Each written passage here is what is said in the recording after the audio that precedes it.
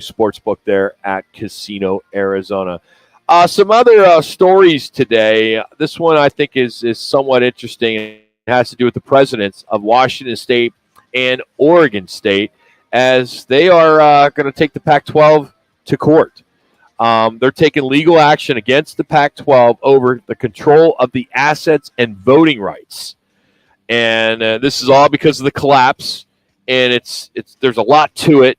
But, of course, you got 10 schools leaving, and basically one of the defendants is the commissioner of the Pac-12. Kliavkoff, yep. And, they're the Cougars, the Beavers, they're trying to consider whether they're going to join the Mountain West or attempt to try to rebuild the Pac-12. Either way, there's millions of dollars at stake, and it has a lot to do with the control from the board of directors.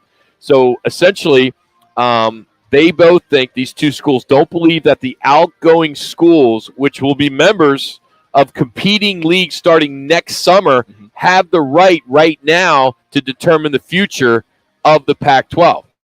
So they're concerned. There's a board meeting next week, and right now these schools are invited to be at this board meeting, all 12, and they have voting rights. So Oregon State, Washington State say, no. We got to do something about these bylaws and say, hey, there's no way. If these schools have given their notice they're leaving, then they should have no right. They should have to seize any voting rights that they have moving forward. Well, and you correct me if I'm wrong, Rock, if this should have been up, whether you leave, it should have been up to a vote whether you can leave or not, is what I think that Oregon State and Washington State are somewhat hinting at, going, hey, wait a second, folks. This thing's a lot of whack. You all just left on your own merit, where we all thought that there was voting rights or voting whether to leave or not. And if you're going to leave, then what are the ramifications for the rest of it? Because it harms us and the conference.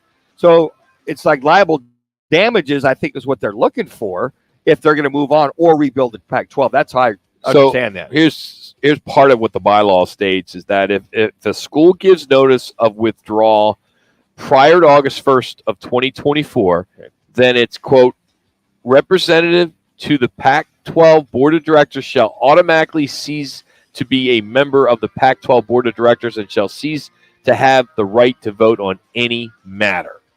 Now, what defines a notice of withdrawal, I don't know, but Washington State and Oregon State, they're public about it, and they're challenging it. They're taking it to court, and stakes are high. So if the court determines that the 10 outgoing schools retain the Board of Directors status until next year, that could have something to do with the voting, and it could affect Washington State and Oregon State. I can't imagine the president of Stanford or the AD of Stanford, whomever's on that board, is going to try to harm these two schools in some way. No. Matter of fact, what they're saying is that once you decide to move on, you give up your voting rights in reference to a lot of the remaining schools from that standpoint.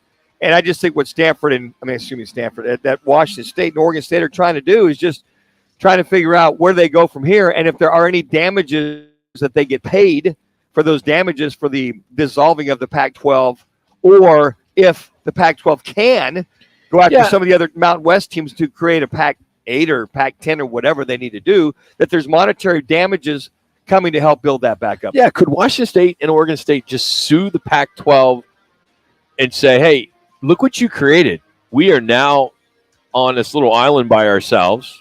We're not going to have any revenue coming in, and we're screwed. We didn't want to go anywhere. Well, I think that's the context of what they're doing here, Rock. I think that's the one thing they're kind of getting at, is like, hey, look, you guys all left. We didn't have any kind of say-so. There weren't any board meetings to vote on this. We can't keep you from moving on, but at least there could be some, if we're the last two standing, are we going to be able to rebuild? I just think that this thing will come around to where a settlement will happen, that those teams that are leaving and move on to the Big 12, the Big 10, and the ACC may have to, and I'm not sure, Rock, may have to go ahead and kick in, I don't know, maybe another $5 to $10 million, because now Washington State, Oregon State are left harmed, all dressed up, nowhere to go, and because they're feeling like, look, you guys all left. What about us? What are we supposed to do now? And I kind of hear where this lawsuit is going. It's unfortunate. Hey,